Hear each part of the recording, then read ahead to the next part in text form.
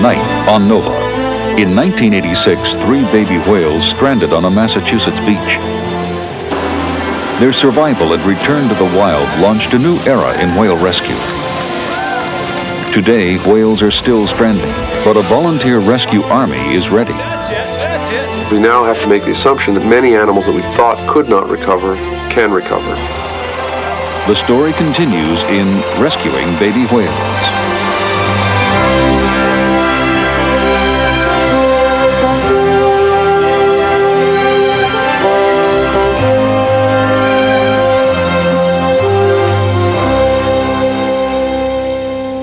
Funding for NOVA is provided by Johnson & Johnson, the signature recognized around the world for commitment to quality healthcare products for the entire family.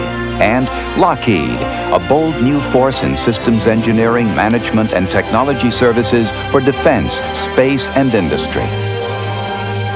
Major funding for NOVA is provided by the Corporation for Public Broadcasting and by the financial support of viewers like you.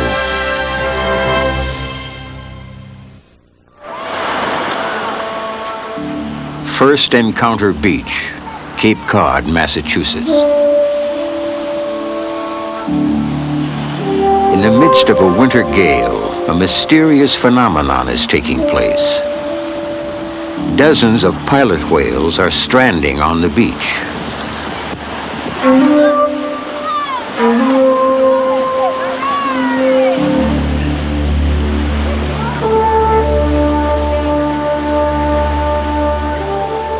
A team of rescue workers is fighting a desperate battle, struggling to keep the panic-stricken animals off the beach, trying to push them back out to sea.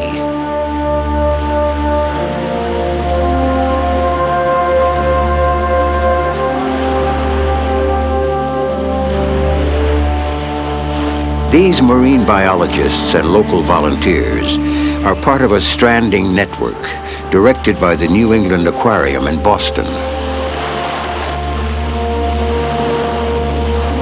Greg Early has been on the scene for 3 hours. We were alerted before animals were actually up on the beach. Someone noticed what milling behavior, which we've characterized as a sign of trouble when it's done by animals close to shore. And we were alerted that there were whales milling dangerously close to shore.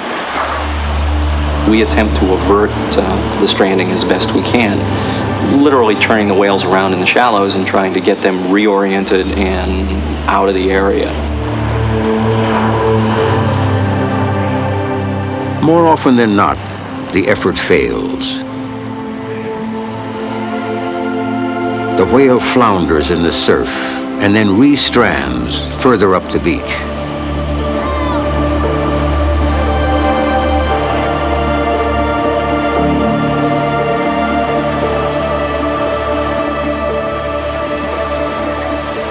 But they keep trying because sometimes it does work.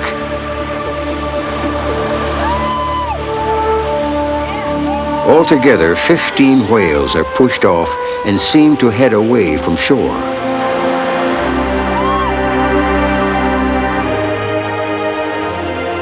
But at least 25 others are scattered along 20 miles of beach.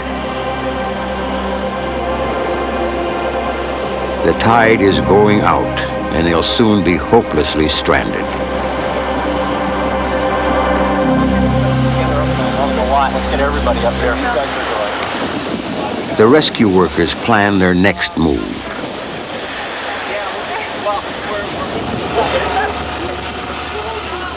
Two smaller whales are moved to a nearby salt pond. Here they can be supported while waiting for a break in the weather and the possibility of a release. For others too large or too isolated to move, the outlook is not good.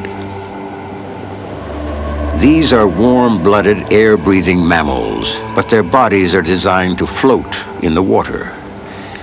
On land, their internal organs are crushed by their own weight. The animals physiologically are dying right before your very eyes. They slip through your fingers.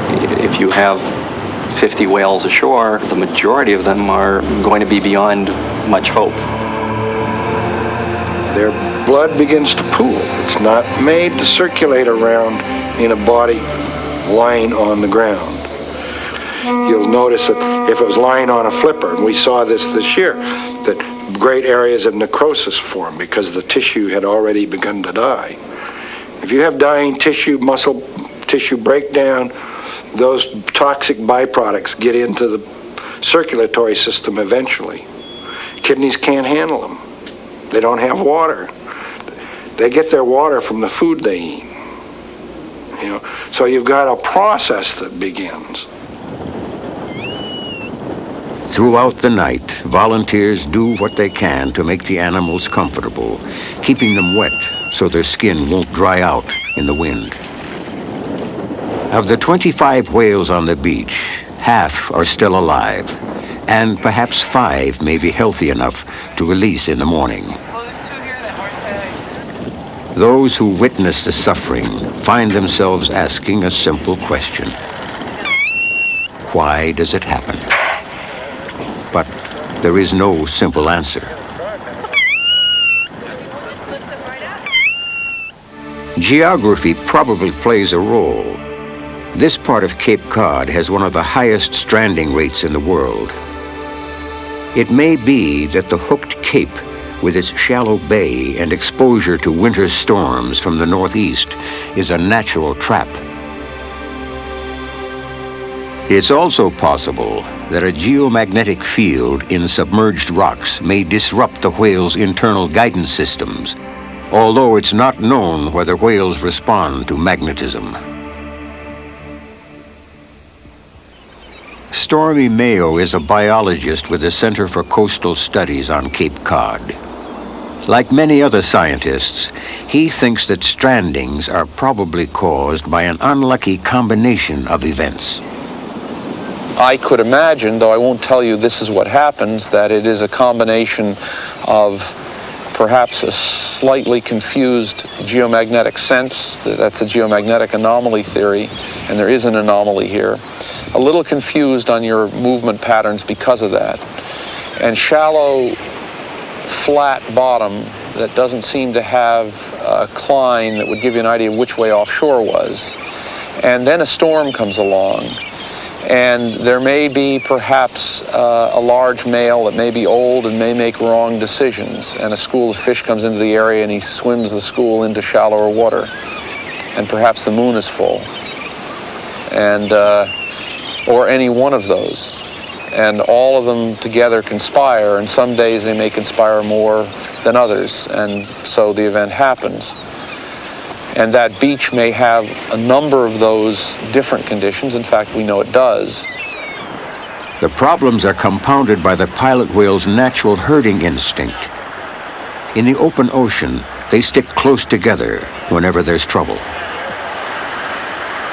You take that same strategy, bring them into Cape Cod Bay, and perhaps other places, even a straight beach, and stir up the bay and cause a problem. These animals are already at risk in the shallow water, and this strategy of survival becomes a lethal mechanism, because if something happens to one animal, everybody's in trouble. On the morning after the stranding, a revised count shows at least 30 whales scattered along the coast. More than half are dead, and heavy winds continue to frustrate hopes of releasing any survivors. Scientists from the New England Aquarium are responsible for deciding what happens next. We now have animals that are on the shore that have sustained a great deal of damage, and they're very large, mostly large females, and they've been damaged by really the crush associated with their own weight ashore, and they're in poor condition. And we've taken a number of blood tests and made some assessments on their health, and those animals will be euthanized as soon as the time and tide allow. For some of those who have been up all night tending the whales, the decision to give their animals lethal injections is hard to accept. Dr. Gerasi faces the difficult task of explaining the situation to the volunteers. Eventually, blood does no longer circulate adequately in the animal, and oxygen can't get to the muscle or to the liver or to the kidneys. And in that condition, the animal isn't shot. And unfortunately, that's something that we really can't reverse. And so what we'll have to do is euthanize her, and we use a solution, the same solution that's used in domestic animals. And it's painless, and it's the only humane thing to do in this case. Well, I mean, we've been working all day on this, and you probably, from what you say, could have told us right away this morning and saved us a lot of heartache. This decision is made only as a last resort. But after the long vigil, people have become emotionally attached to the whales. I understand that, and it's not an easy judgment for you. I know that. But it's a judgment I'm making as a veterinarian with, I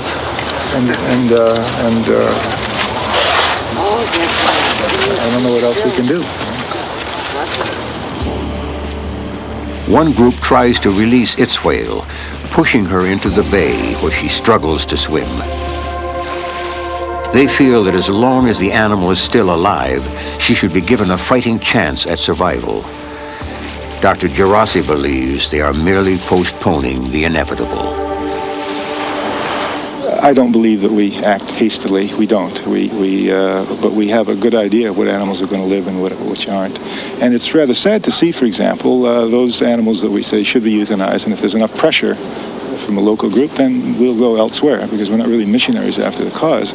Nevertheless, often those animals are pushed out to sea, and we find them dead the next day, and they drown. And it may have taken them 3 hours or 12 hours or 24 hours, but they drown. And if we have a way to prevent that, I think we should exercise that prerogative. The December 3rd stranding leaves 27 whales dead. The fate of the 15 that were pushed off the beach is unknown. But this episode does end on a hopeful note.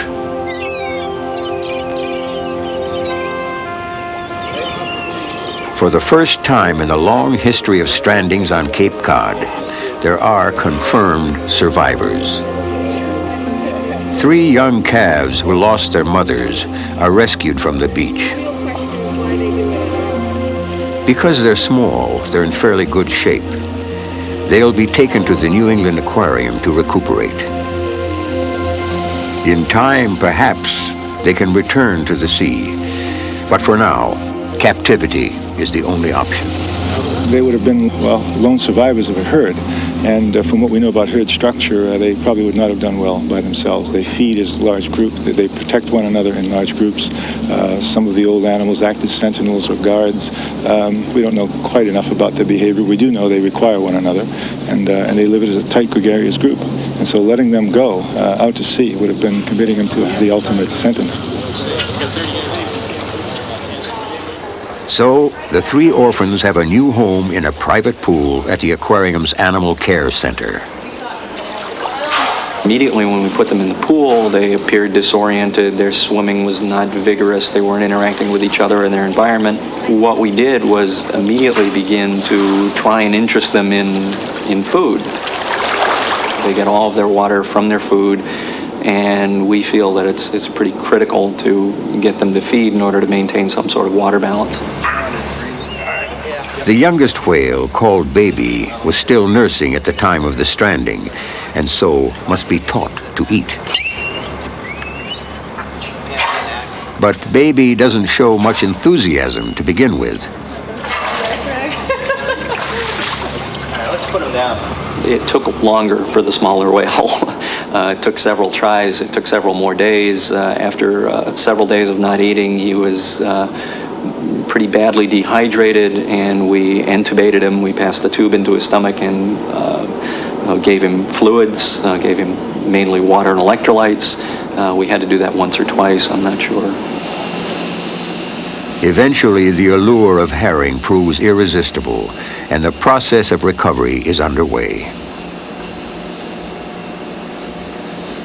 The frozen fish is fortified with multiple vitamins and antibiotics to prevent infection.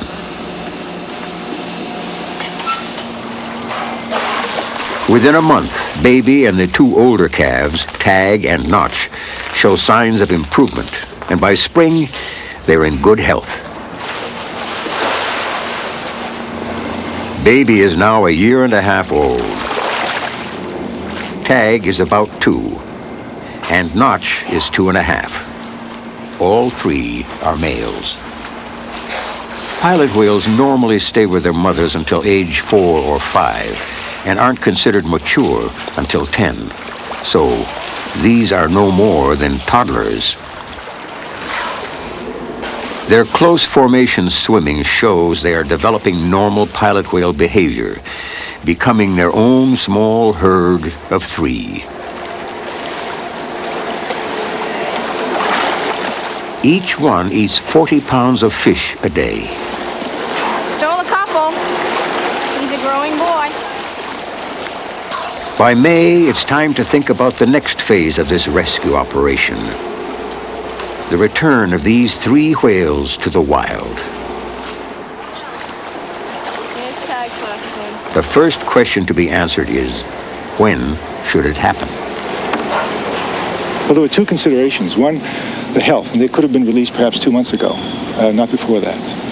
The other was we were concerned about the age of the young animal, and we wanted to get it to socialize with the 2 others and to fix on as a member of that group.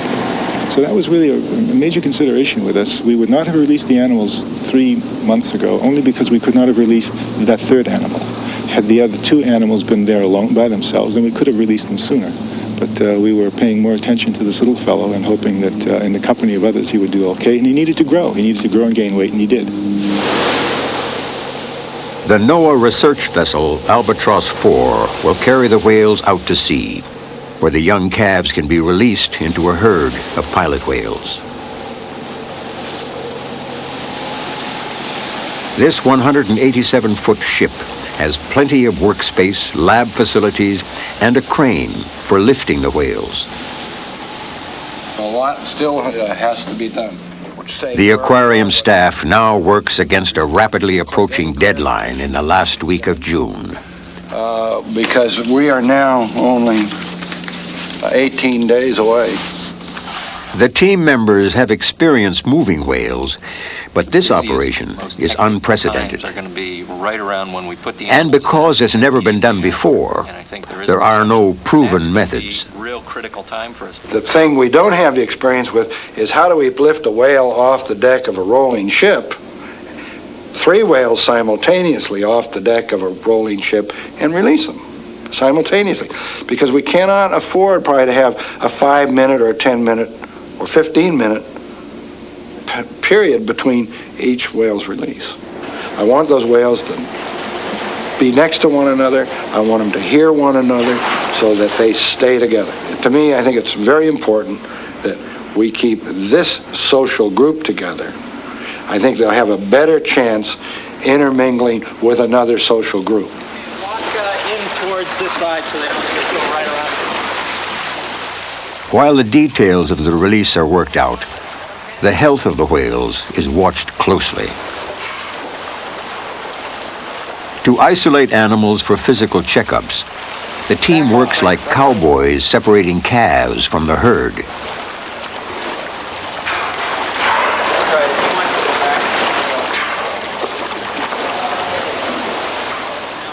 As they try to isolate Notch, Baby gets separated from the group, and he doesn't like it.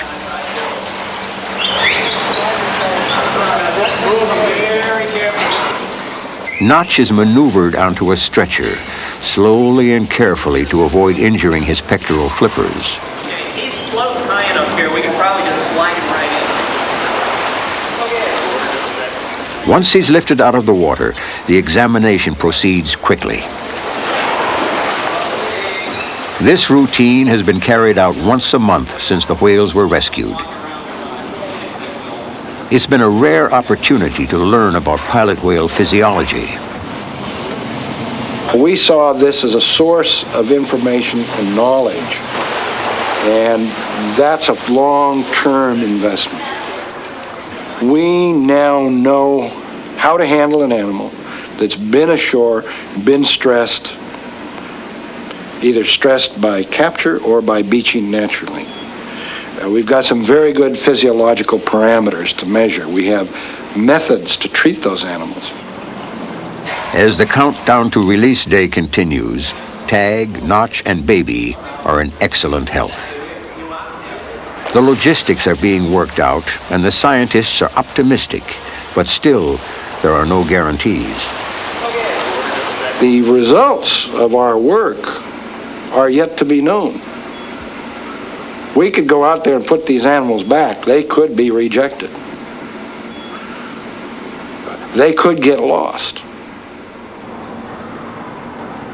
Whatever happens, marine mammal science will benefit from this experiment and perhaps understand better what to do or not do at the next stranding. But for the public eagerly following the story in newspapers and on television, the only thing that matters is that these 3 whales swim free again. That's society, that's human response. And I'm not saying that we're all science because we're human. There's some of that with us too, because if you work with these animals, they draw you right in. They all smile when they stick their head out of the water. Everyone is hoping for a happy ending. But whether that will be possible in the unpredictable world outside the aquarium remains to be seen.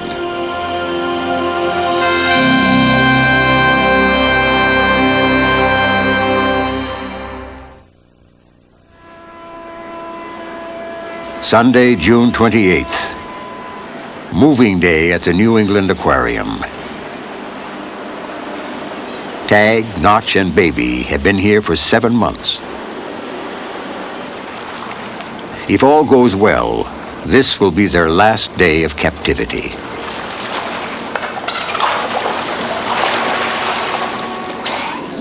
The Albatross 4 is in its berth a mile away from the aquarium. The whales in their stretchers will be suspended in these boxes and supported by foam rubber. With constant attention, they should be fairly comfortable. But the shorter the trip, the better off they'll be. John Prescott is trying to determine how far they'll have to go to find a herd of pilot whales that might accept the 3 young calves. We're 60 to 80 miles out there versus 60 and 120. The aquarium survey plane is tracking one herd 120 miles out. That's a 12-hour trip.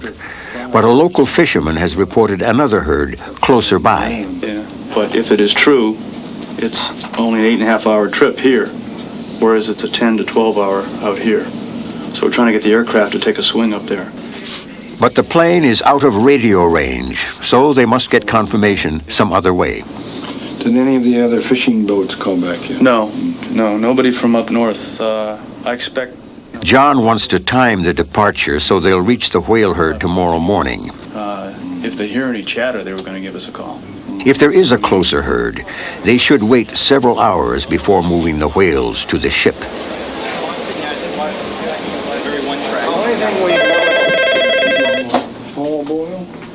John finally makes contact with a whale watch boat that's in the area of the closer but unconfirmed sighting.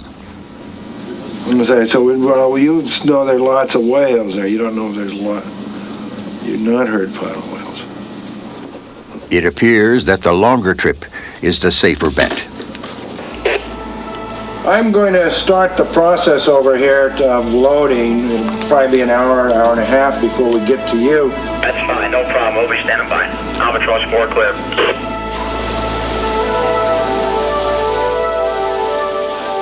The months of anticipation are over.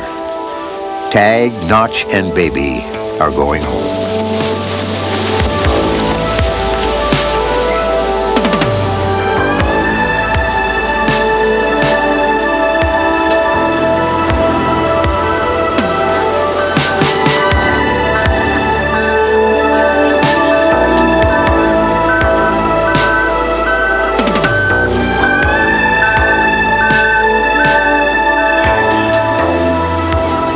The first leg of the journey is from the pool to a truck. When all 3 whales are aboard, they'll be driven to the ship.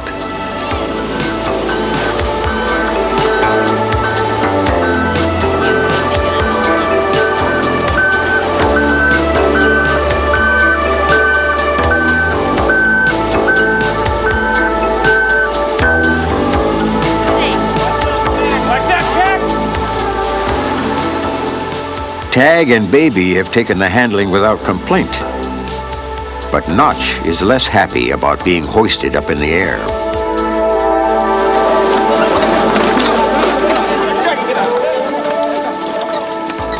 It's just a brief struggle, but it won't be his last rebellion on this trip.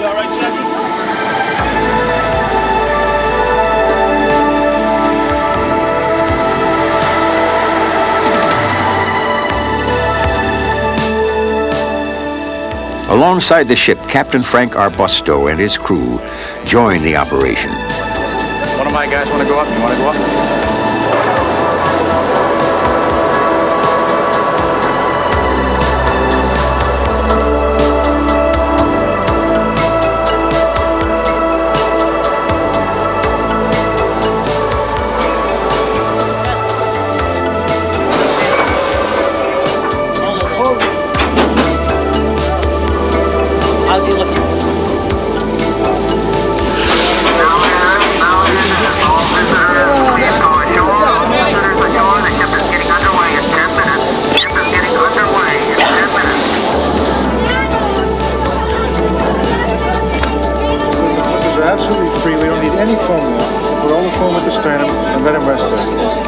Take in the stern lines. Take in the stern lines. Left 25 degrees rudder. Left 25 degrees rudder. 10 feet ahead. 10 feet ahead. 7 p.m. The Albatross 4 is underway. Steady she goes.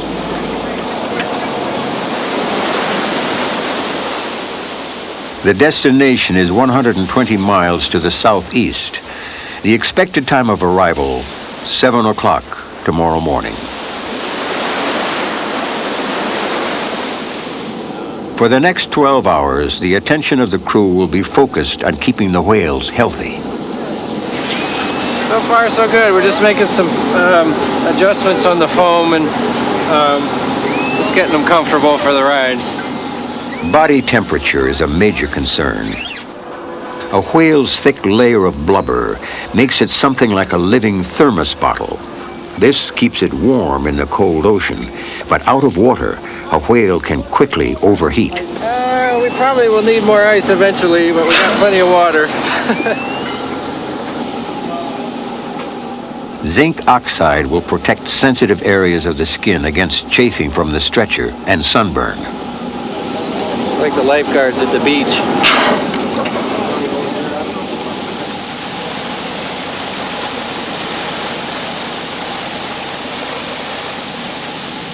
Radio tracking specialist Bruce Mate from Oregon State University is making a mount for a satellite transmitter that Tag will wear on his dorsal fin.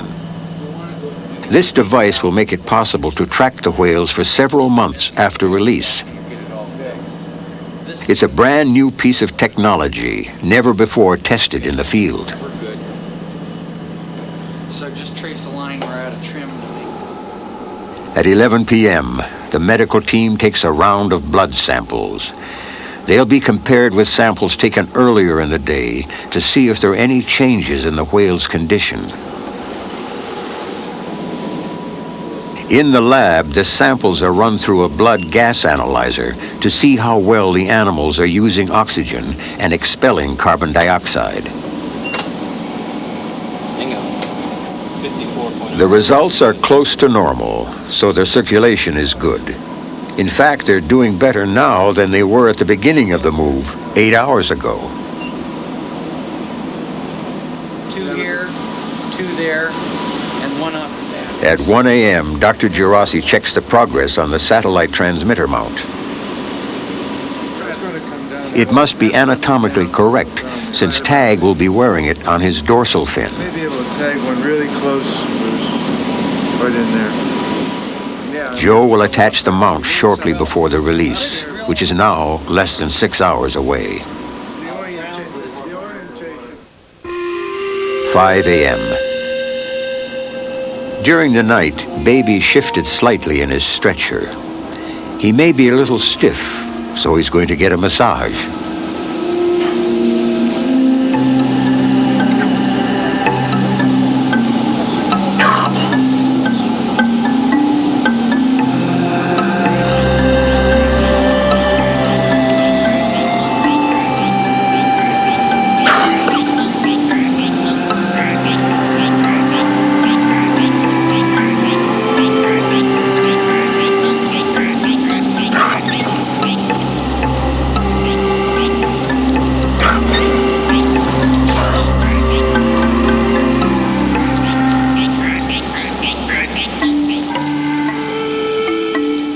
After his rub down, Baby looks more like a client at a health spa than a wild animal. But the easy living will soon be over.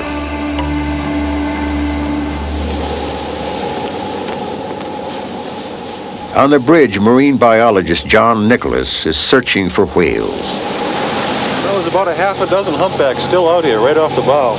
We should be into a real good show here in a few minutes. One blowing right off the bow.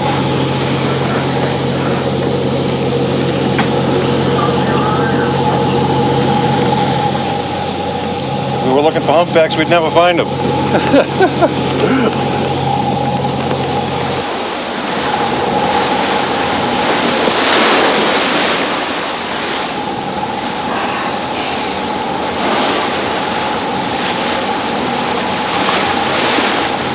Enough activity. I think there'd be some pilot whales around. The aquarium survey plane arrives to help locate the herd. Okay, well, we're just coming up on the waypoint. You guys looks like you're about 4 miles from where our sighting was yesterday. So we're going to go circle around over there. We'll give you a call.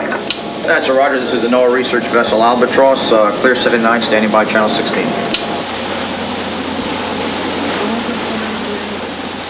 Finally, Nicholas sees what he's been looking for. Pilot whales on the starboard beam. Yeah, there's about 10 or 12 of them. Okay, pilots dead ahead. Yeah, there's a couple of young ones in there. The pilot whales are all over the place. Okay, hands, Darren.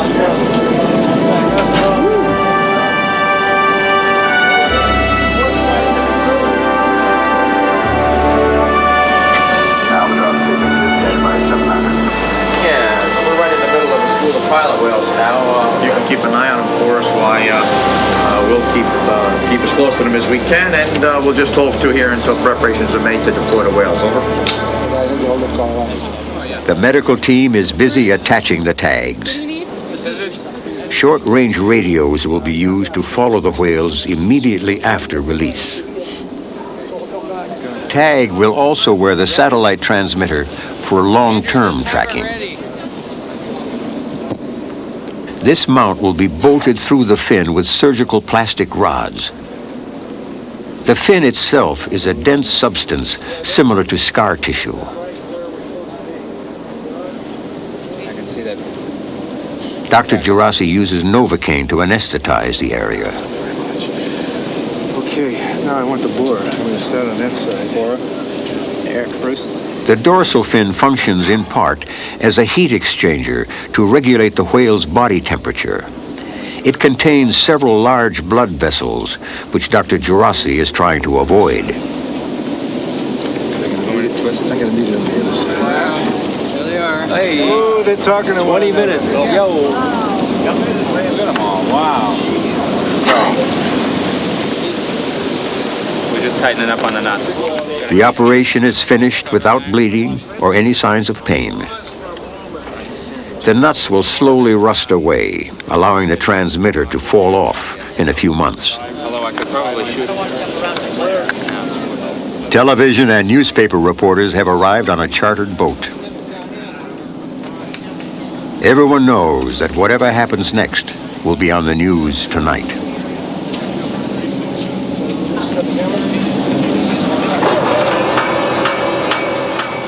a floating pen is deployed alongside the ship.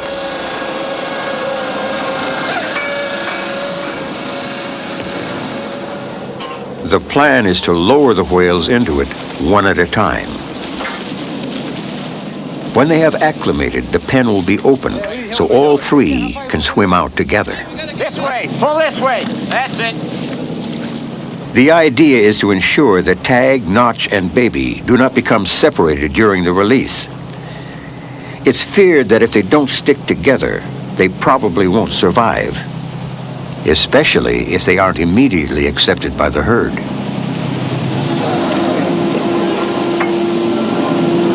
You ready to go all the way? Clear the box and clove across. You got him. Notch is the first to go. You should have let that one go.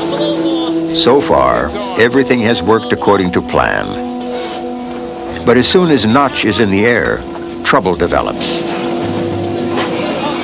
The pitch and roll of the ship is worse than expected, and Notch swings out of control.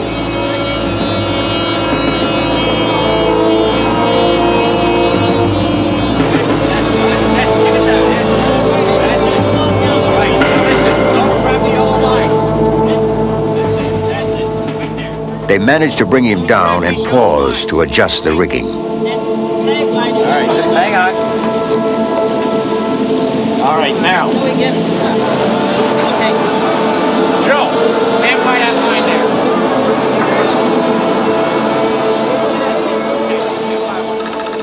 there. Once again, Notch is hoisted overhead, and once again, he's hard to handle. But now, there's no turning back. They have to get him in the water before he hits the ship.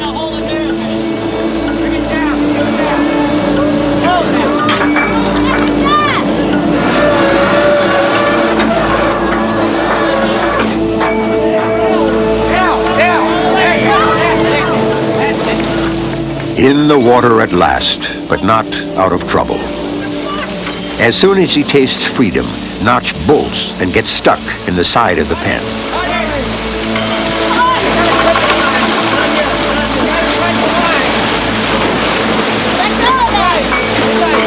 Joey, let go of it! If he can't surface, he can't breathe. Notch is in danger of drowning. Gotta cut that line.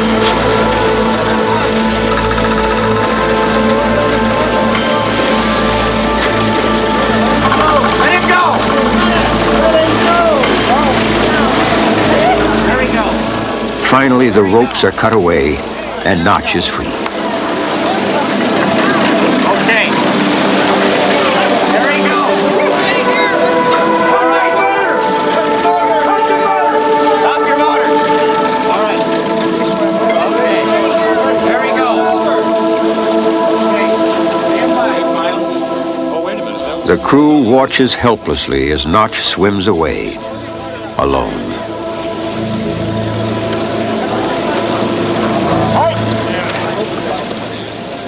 It's a serious setback in more ways than one.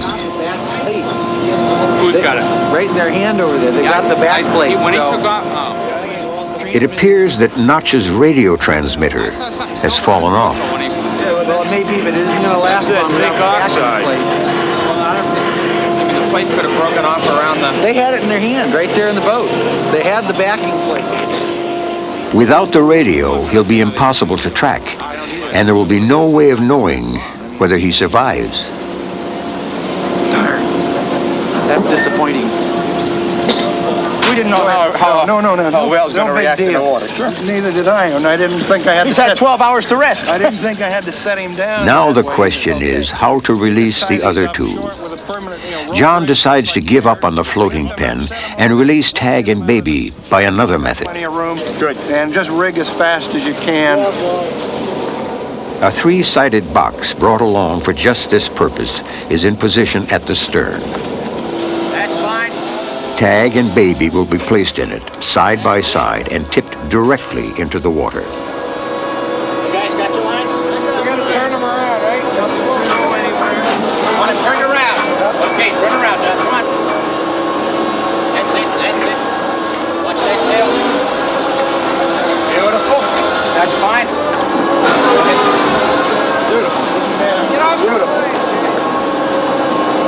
That's it. Hold your lines. While this is going on, something totally unexpected happens.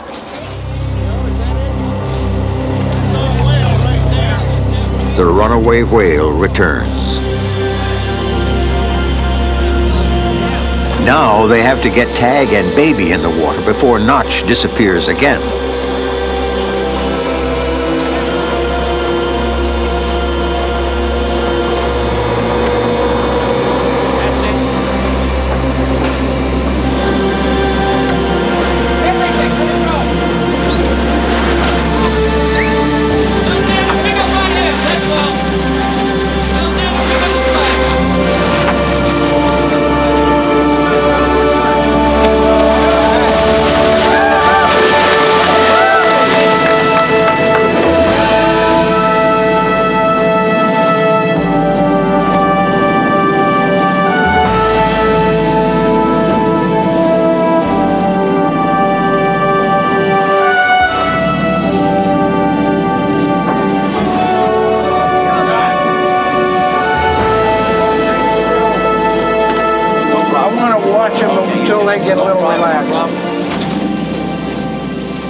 Almost immediately, Notch finds Tag and Baby, and their reunion is complete.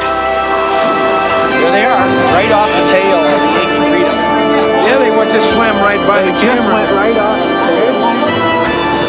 Yeah. Nice job, John. There they are, all three of them. Okay, Roger. Then come alongside. We'll pick you up. There's three right there. A little stiff. I guess you would be too after lying in bed for 3/4 of the day. Yeah, it's amazing that third one stayed around. Turn around, coming back. Look at the three of them. Yeah. Yeah. That's something nice to see of those animals back in the sea. Oh, yeah. There they are all together. Hopefully we'll learn something from it. You know, just before we turned them loose, the satellite tag told us the satellite was overhead and it was functioning. Now we just have to wait for the next signal. Let me see if it comes through the block. It's been 6 hours since Tag, Notch, and Baby were returned to the sea. They haven't been seen since the release, so the team doesn't know whether they've joined the herd of pilot whales. We know you're here. Come on up. I'd like to have a good visual confirmation here before it gets dark. The trackers are trying to home in on the radio signals. Notch lost his radio, but it's assumed that he's still with the other two. By comparing how loud the signals are from two antennas on either side of the ship, the trackers can judge the direction of the whales and how close they are. But they have to be within 8 miles to pick up the signal. By evening, they're out of range and contact is lost. The satellite tag will report the exact position of the animals, but not until tomorrow morning. 6840, we're going to go down. In the meantime, they have to make an educated guess about the direction the whales have gone and attempt to follow. I'd be for coming over another 6, coming up this way, and going up and doing that one. The next one. If they're lucky, they may get back in radio range and perhaps see the whales before dark.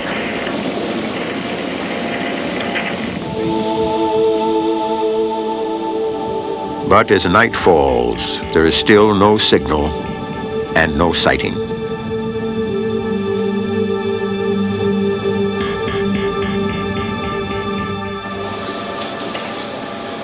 In the morning, Bruce Mate hears from the satellite ground station. We've got some stuff. Now they know the exact location of the whales as of 20 minutes ago. So we need to go west and we need to go south. The satellite information indicates that, when we lost the animal last night, we guessed wrong. It's south of us right now. That satellite location is about 21 miles south of our present location. So right now we hope we can catch back up with them. It will take 2 hours to reach the new location.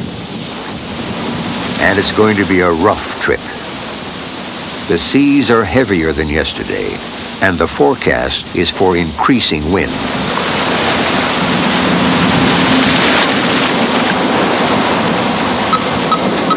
Tag, weak right. 2 hours later, they're back in contact. But it's a long time between signals. As much as 8 minutes. That's a good sign. It means the whales are doing a lot of diving and probably eating. But it makes it difficult to follow the signals to the source. So the trackers and the whales will play a game of hide and seek for the rest of the day. Both right. Even if the animals did surface nearby, the rough water would make it almost impossible to spot them.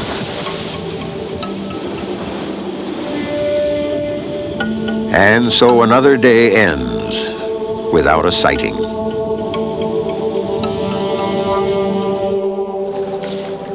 Wednesday, the last day of tracking, brings a new problem.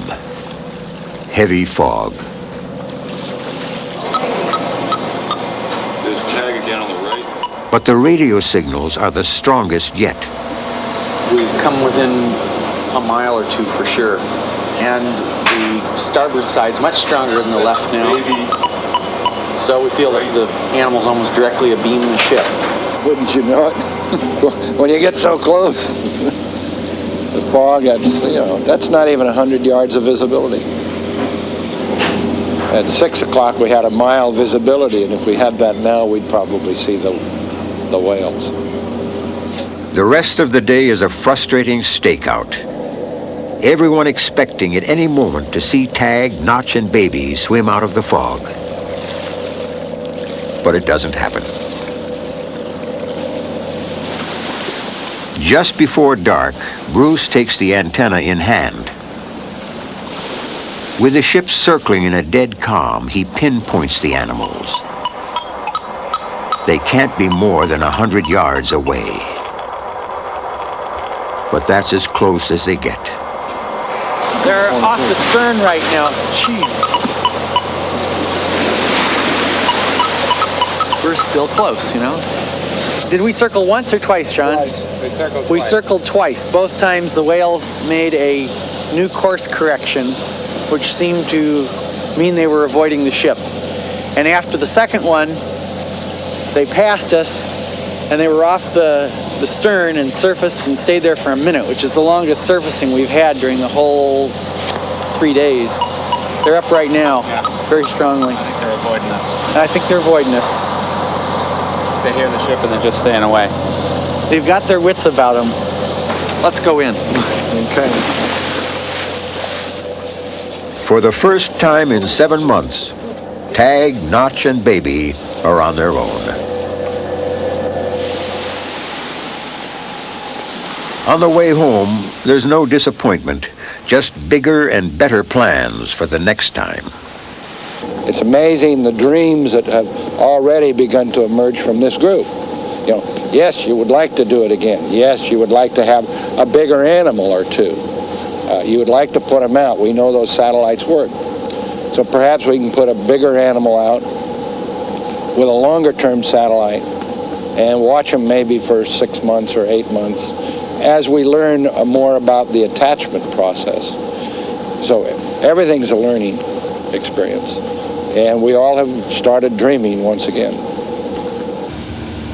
In the weeks following the release, the whale's progress is tracked by satellite and by airplane. During the first 2 weeks, they wander 500 miles to the south off the coast of Virginia. Over the next 10 days, they move north again.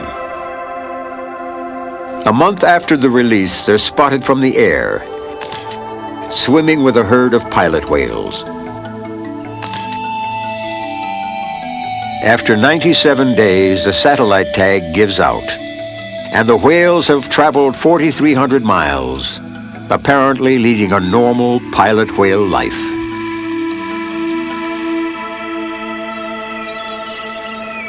At First Encounter Beach, where this story began, the scene is calm and peaceful. Pilot whales will strand on this shore again someday, as they have for thousands of years. But now there is new knowledge and new hope for survivors.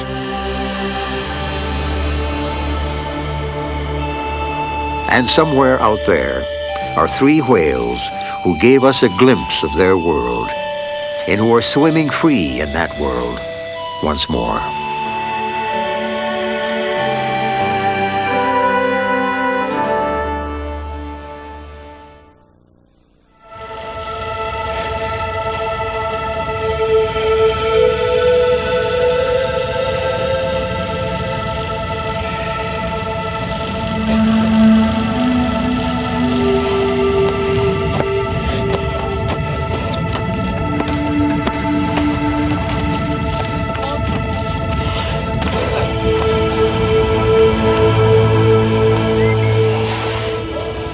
It's been 4 years since the last pilot whale stranded on Cape Cod. No one knows why they stayed away so long, or why they're back now. The only concern is what can be done for the animals slowly dying on the beach. We got a call this morning at about 10:30 from the Department of Natural Resources that there had been a mass stranding. Right now, from our count, there are approximately 55 whales. 3 of them are in the water. The majority seem to be female, maybe 70% female. There are some youngsters with them. Right now, we're just assessing the situation. We really don't know why they came ashore. It's not any fun for them, certainly, and we're doing our best to try and at least get them back in the water, keep them comfortable, perhaps take some to the aquarium. As always, the enemy is the whale's own crushing weight on dry land. The longer they stay on the beach, the more they suffer. You want to choose one and tag it? Well, these guys I think these guys are tagged over here. The rescue teams are better trained and better equipped than they were 4 years ago. But the job is no easier. The only hope is to hold whales in the water until high tide. But the ground is too soft for heavy lifting equipment, so there's only one way to move them. Hey, watch your rocks on the front here. Watch your rocks. Altogether, 8 of the best candidates for survival are hauled back into the sea. Here they'll wait until deep water returns on the next tide. For the rest, the outlook is not so good. Those with no chance of survival are euthanized. The rest are made as comfortable as possible on the slim chance that they'll revive when the tide returns. But in the end, only the animals already in the water will be able to swim away. And 4 of those will wash up dead the next day on Martha's Vineyard. But for 2 young calves, there's another alternative. They're not well enough to release, but like Tag, Notch, and Baby before them, they might benefit from a temporary stay at the New England Aquarium.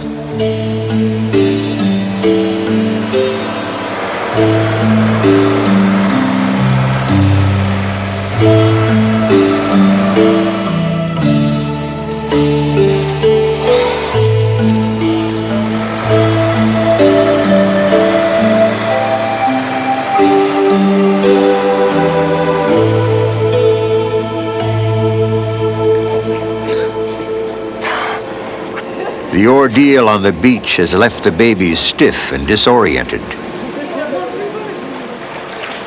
It takes half the night in the aquarium pool before they can even swim on their own.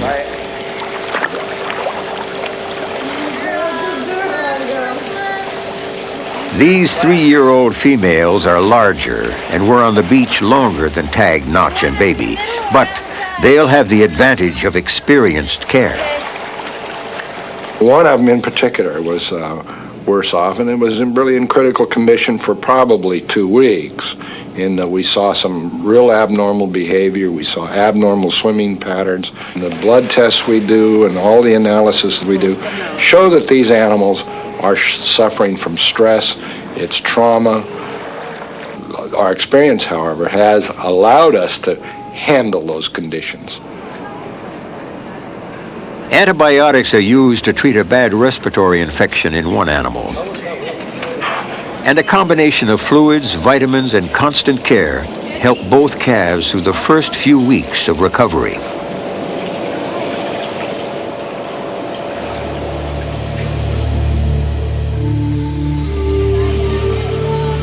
By early spring, they're in good health. They also have names: Moshop, the Indian god of whales, and Malena, the Latin word for black.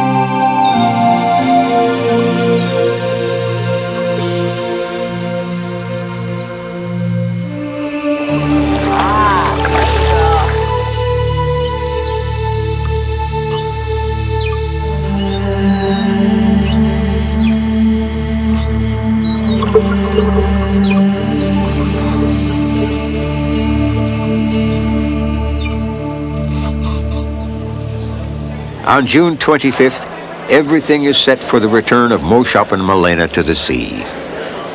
Aerial surveys have found a herd of pilot whales for them to join 150 miles offshore. The whales themselves are in perfect health. They've each gained close to 500 pounds since December. Good morning, Bruce. How you doing? I'm doing great. Bruce Mate has arrived with the newest generation of satellite tracking tag. Is this so we can find you when you go over the side? That's it. The new tags are expected to transmit for up to 6 months and provide a wealth of information about the range and habits of pilot whales. As before, veterinarian Joe Gerasi will attach the tags. There's a part of this that has to be flat. Looks like I was just going to go down in there and see. You want to go down in and see?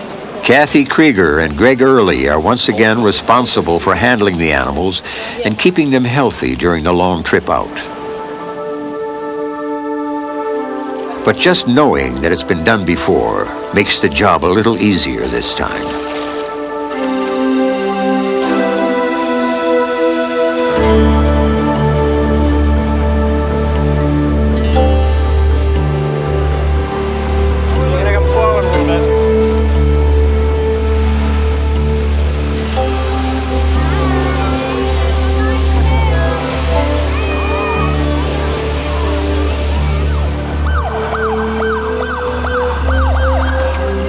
Time is always critical when whales are out of the water.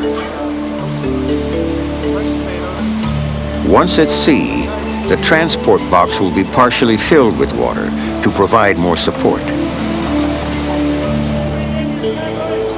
But no time can be wasted along the way.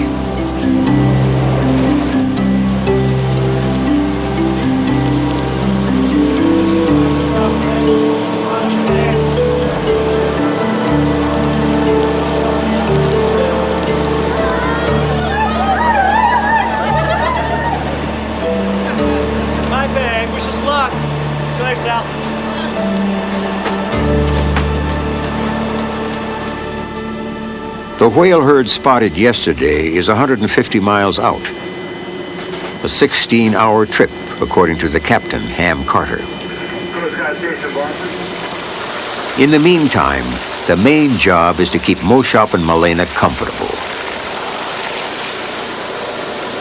As soon as they're in clean water outside Boston Harbor, the box is filled just enough to half float the whales and take some of the strain off their bodies.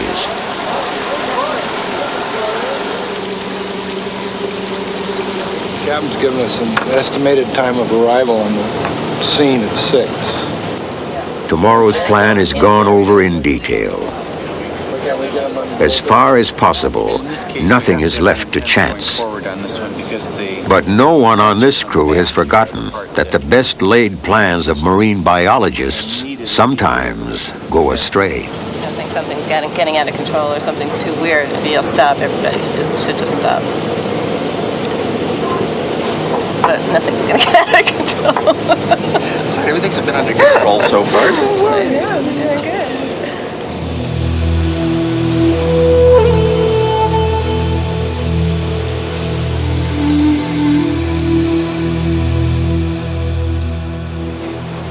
– 7 a.m. Overnight, the seas have come up.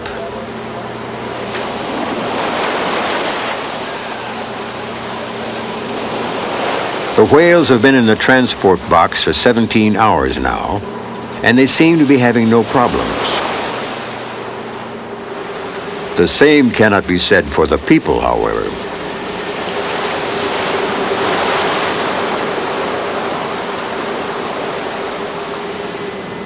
The rough weather is making it hard to spot whales, and so far, there's no sign of the herd they're looking for. Well, this is not good. The satellite tags are tested and mounted, so the whales are ready to go. As before, the mounts are designed to fall off eventually or break off if they get caught on something.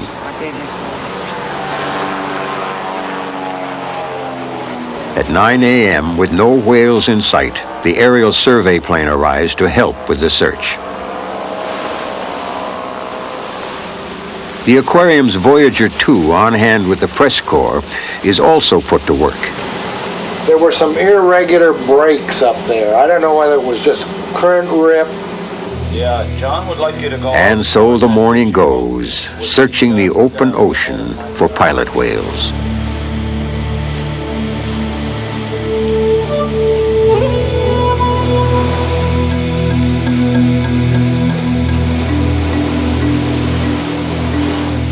What do you want to do? Where is Oceanographers? Oceanographers is right here. And we're 100 miles away. Where about? 12 noon. A report comes in that pilot whales have been seen in an area known as Oceanographers Canyon, but it's a long trip. We're looking at 100 miles. There's the head of the canyon right there. But that means 11 o'clock tonight. Black dark. John has three options: a 10-hour trip to Oceanographers Canyon, wait and see if the aerial search finds anything, or drop the whales where they are now and hope for the best. Well, Moshop and Malena might not survive without other whales, but they've been out of water for 24 hours now and can't wait much longer. we all have to talk. That's right. Okay. Looking at the alternatives, everyone finally agrees that if the aerial search doesn't pan out soon, there's only one choice: put Moshop and Malena overboard and hope that they can find a pod of whales to join. We're right in there somewhere. And have they been seen down? But then comes some good news. Yeah, to all concerned people, confirmed by Scott from the plane of 8 to 10 pilot whales, 42 miles from here, southeast, over. Yeah, Scott, keep looking in the area and we'll send Voyager right to the last reported sighting, and we'll follow along as fast as we can. Over and out. At maximum speed, the Able J will be there in 4 hours.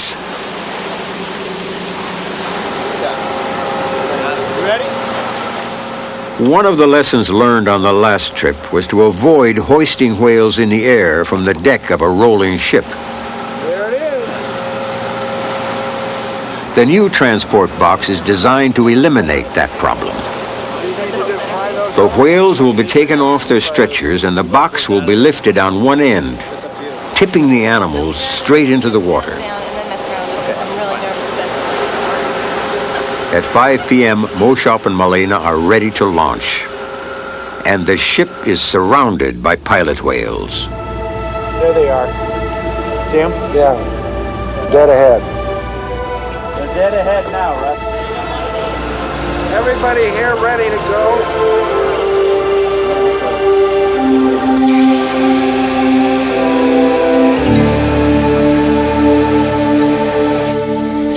30 hours after leaving the aquarium, 180 miles offshore, Moshop and Malena are almost home.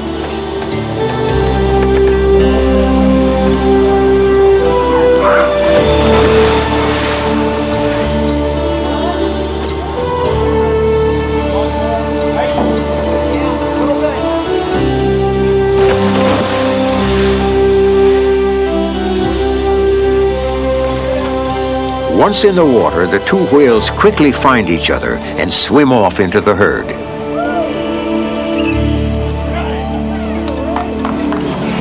That was good. Could you see that burst of speed?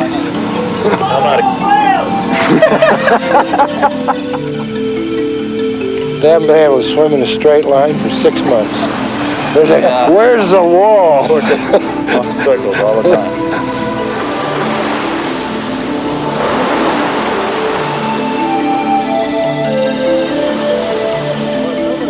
The whales are swimming well and have plenty of company, so the Able J heads for home.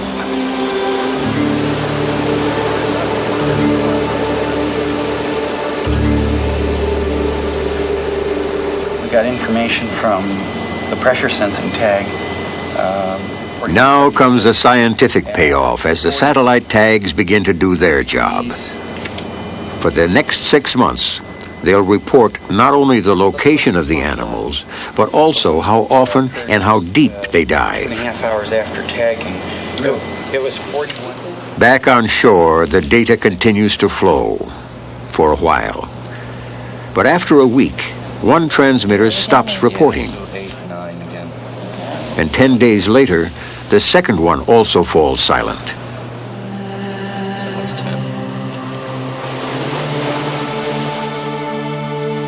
Exactly what happened will never be known. Delicate electronics on mounts designed to fall off under stress are obviously vulnerable at sea. And so the secrets of pilot whale life will remain secrets a little longer.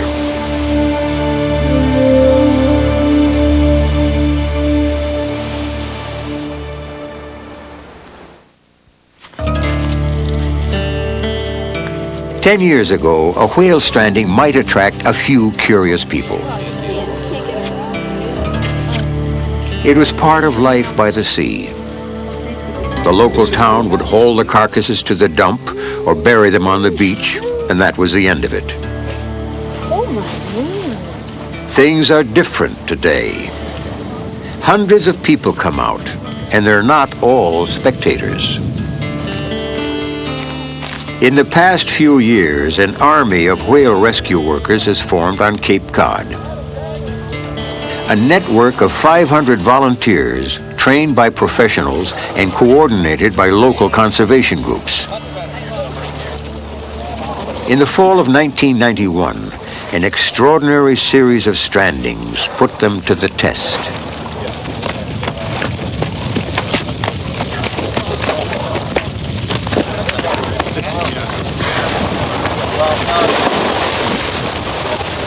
In the first encounter, the whales do most of the work themselves.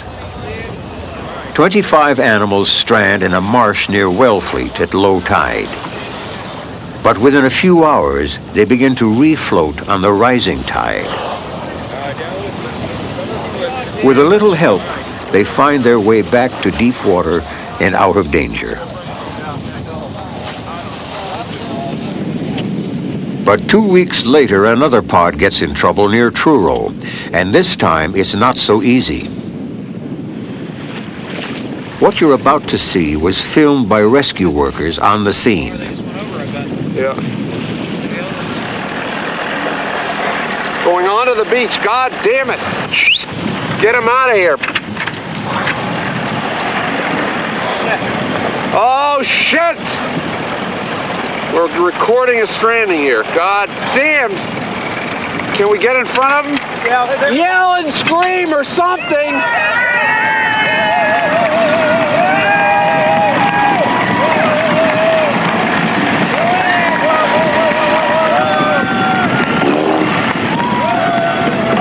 The animals are confused and unsure which way to go.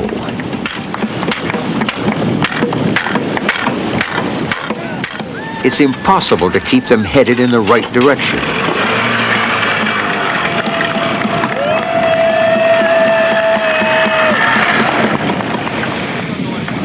For an hour, the pod is held at bay, milling aimlessly in a tight group.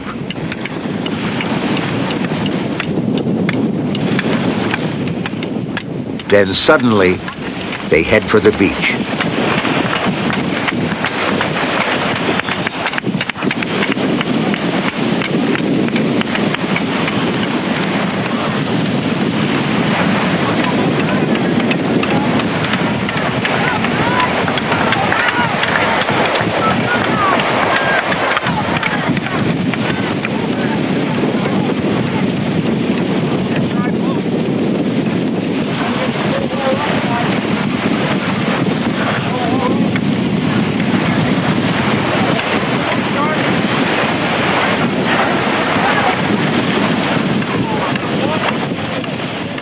For a half hour, the volunteers fight to prevent a stranding. Finally, the pod regroups and heads out to sea.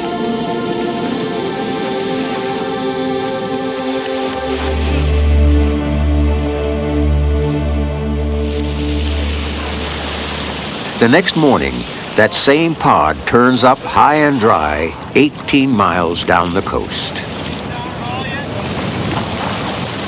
Yesterday's pounding has taken a toll. 4 are dead, and 1 female is suffering a breech labor. She has to be put down.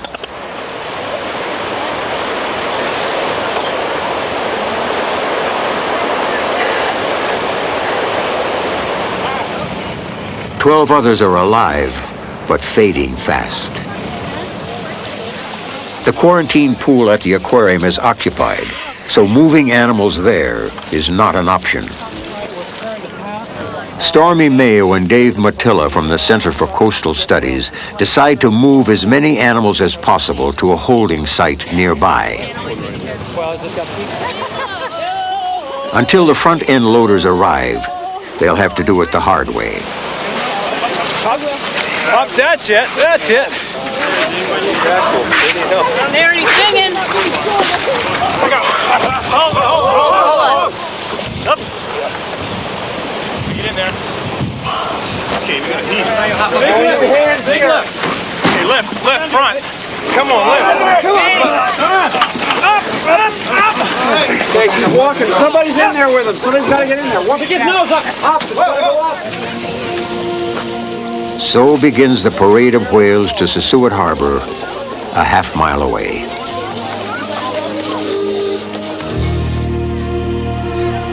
More volunteers are prepared to hold the whales there until they're ready to swim.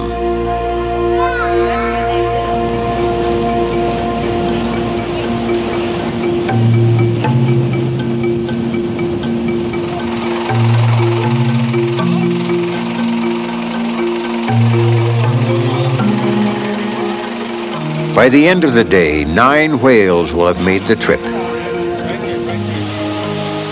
3 others, too large to move, are pushed off at high tide. But the 9 whales in the harbor will be held until morning, literally held to keep them calm, so the volunteers prepare for a long night.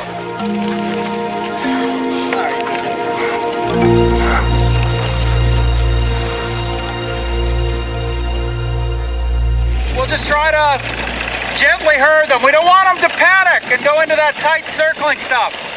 In the morning, the pen is opened, and the whales slowly make their way out of the harbor. That 70 is leading the way? Yeah. Okay, good. The rescue workers are exhausted, but the end appears to be near.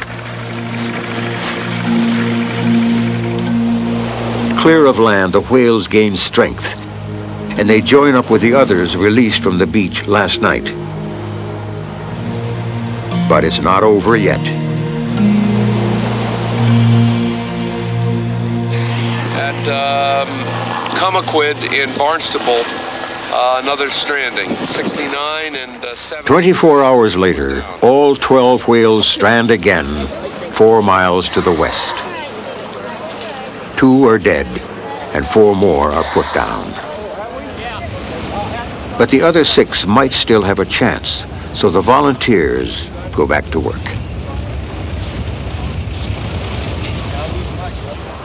It's a long way to deep water, 3 miles over the tidal flats. They'll have to be walked the whole way, because in this shallow water, the whales could very easily panic and end up back on the beach. But even though these animals have re-stranded several times already, there's reason to believe they might do better this time. Among the whales that had to be put down were some older, larger animals in poor condition. Their distress may have been disrupting the rest of the group. There probably is some decision-making process that's gone awry. We've begun to think about the possibility of figuring out who's making the mistakes, if indeed it is an individual, and we're not certain of that. And we might, in fact, find that there's an animal there that is not well, that is dazed and is fouling up what's going on. And the elimination of that animal, euthanizing that whale, may save the rest. The rescue workers have gone as far as they can, and the tide is rising fast. It's time to release the whales and get back to shore. Let him go. Just stay away from it. Back off, back up. Let him get, don't get in between this and the other one. Back off. The current is still running in, which could carry the whales back into the bay if they're confused. But if their decision-making is good, they'll know which way to go. Now figure it out. Don't let them go any further. Let them give them an open access to these whales. Let them go to the little one. Within a few minutes, they form a pod and head for open water. Let's give them as much open space as we can.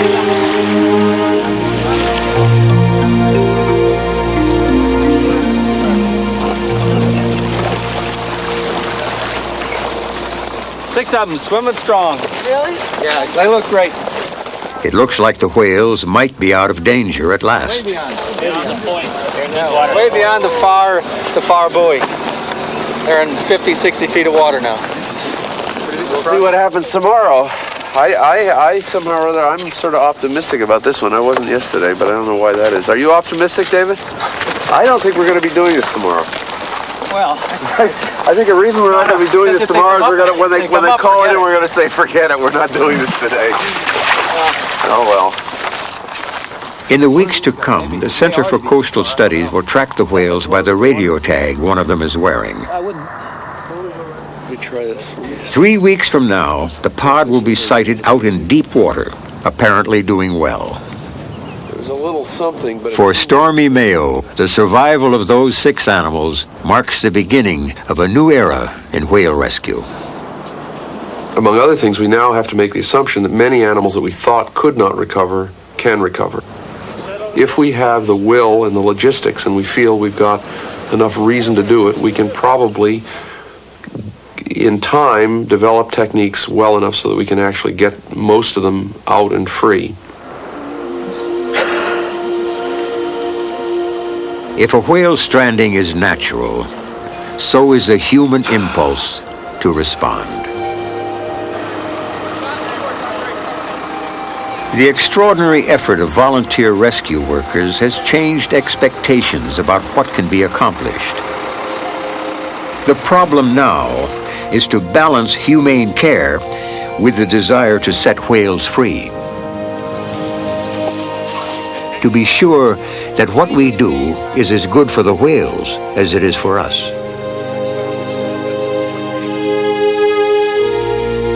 If that can be done, the prospects for survivors are better than ever before. And we can be sure that they're not just out of sight, but out of trouble as well.